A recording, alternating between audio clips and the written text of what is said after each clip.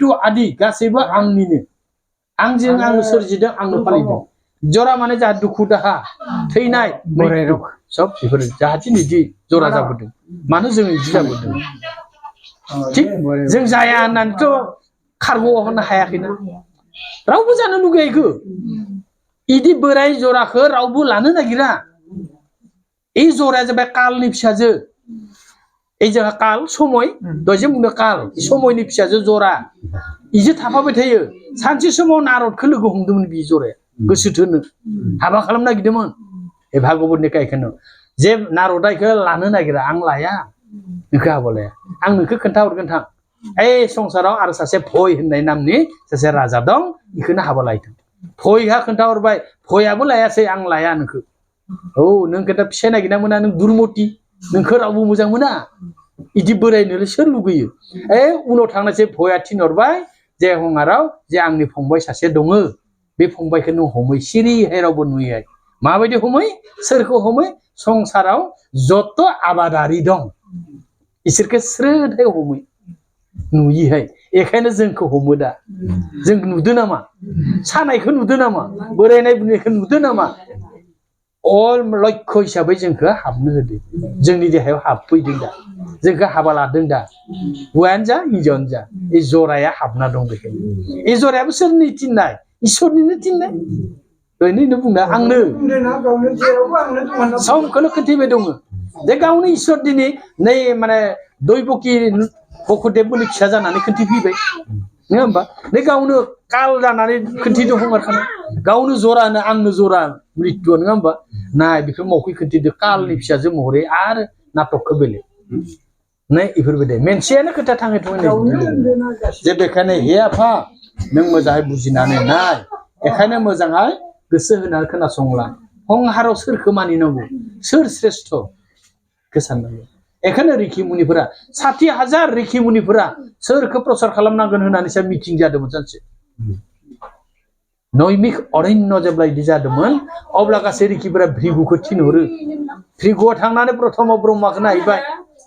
ब्रह्मानि फिसाला जे माने एकदम माथो गोसाथो गैया माने जों बुदर थानायाव ब्रह्माया रागो जायो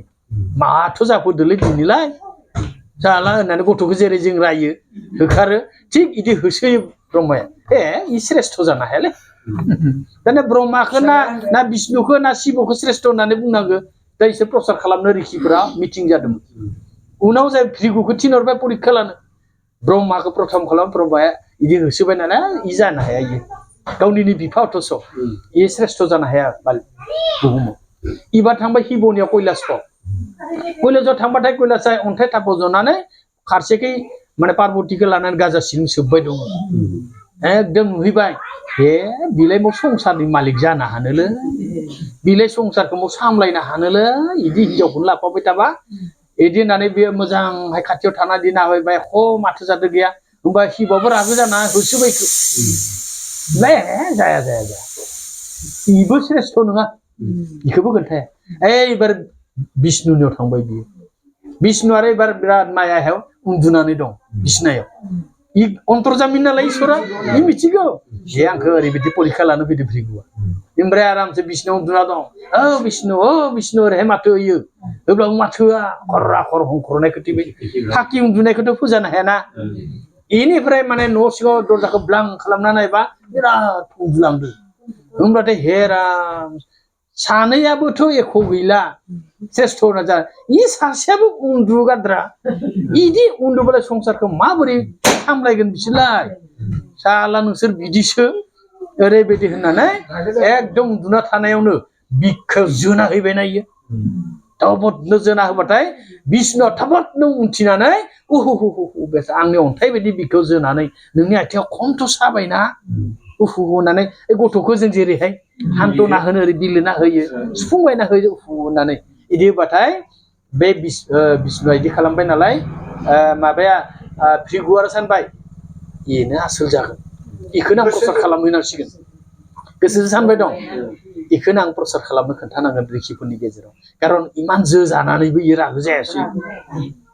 आं जोलायलायबाय इखौ थेव रागो जायासै बरंसो आंखौ बिलिरनासो होबावदो आं इखौनो रिखि समाजाव प्रसार खालामनो खोन्थाहैनांगौ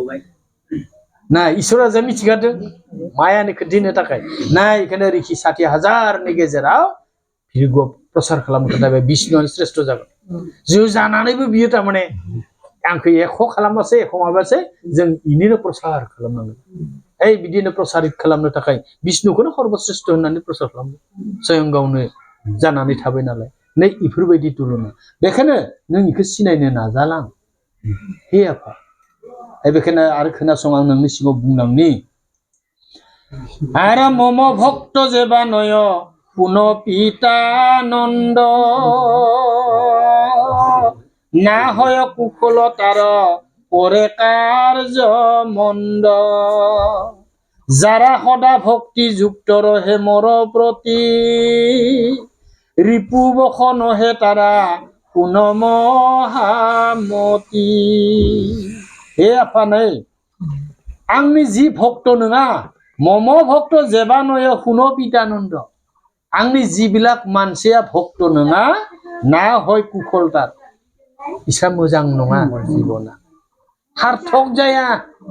इसोर गाज्रि कर्मसो मावो कार्य मन्द खालामो इसोर मन्द माने गाज्रि बया जे बेखायनो रोंबाबो रोङाबाबो इसोरखौ फोथायनाय जानांगौ मोनसे जाय जिखौनो फुजियाथों मानो गावबा गाव भक्तिया निजा निजा दै जे बैफोरबायदि भक्तिखौ खालामना लानांगौ जे होब्लाथाय इसोरा अन्तर्जामिन भगबाना मिथिगौ जे बेखायनो हे आफा नाय इहा कुनुदिन मोजां जाया जिबनाव जाय बिलागा आंनि भक्ति खालामनानै हदाय थाबाय थागोन आंनि प्रतिनि फोथायबाय थागोन इदि मानसिया रिपुआव बग जाया अर्थात रिपुआव खाजाया उमुक जानांगौमोनलै जानो लुबैदों हे बेदर मोनजाथाराखै सानजो बे बाथ्राया फैया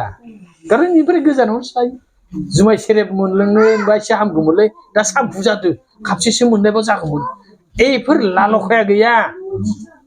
इफोरखौ हदाय इनि जायखाराव थायो भक्त जादोंबा भक्तिनि जादोंब्ला एखायनो बेफोर गाज्रि कर्मनिफ्राय जायखाराव थानो नायनांगौ